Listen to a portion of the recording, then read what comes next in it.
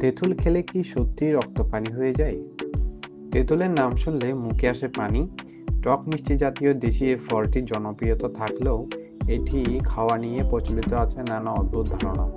যেমন অনেকে বলেন তেঁতুল খেলে নাকি রক্ত পানি হয়ে যায়, কিন্তু আসলে কি তাই? এই বিষয়ে জানিয়েছেন সিলেট ডায়াবেটিস অ্যান্ড জেনারেল হাসপাতালের ডায়াবেটিস এডুকেটর ও পুষ্টিবিদ স্বর্ণালী দাস বিজয়া। তেঁতুল খেলে শরীর সুস্থ থাকে। অনেকে আবার ভাবতে পারেন তাহলে প্রতিদিন তেঁতুল খেয়ে শরীর সুস্থ রাখা যায়। তবে বিষয়টি মোটেও এমন না।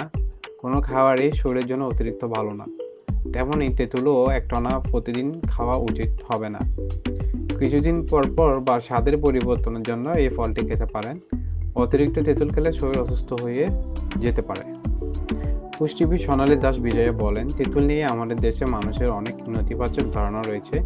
তেঁতুল করে রক্ত পানি হয়ে যায় কথাটি কুসংস্কার মাত্র।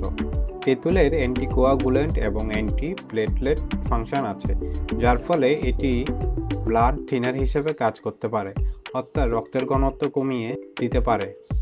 কিন্তু রক্তের ঘনত্ব কমিয়ে দেওয়ার আর রক্ত পানি করে ফেলার বিষয়টি এক নয়। রক্তে পিএইচের মান কমে পানির পিএইচের মানের সমান হলে রক্ত পানির মতো হয়ে যেতে পারে। তবে রক্তের পিএইচ সহজেই কমে আসার আশঙ্কা অনেক কম, কারণ রক্তের বাফার সিস্টেম রক্তের পিএইচের মান স্বাভাবিক রাখতে কাজ করে।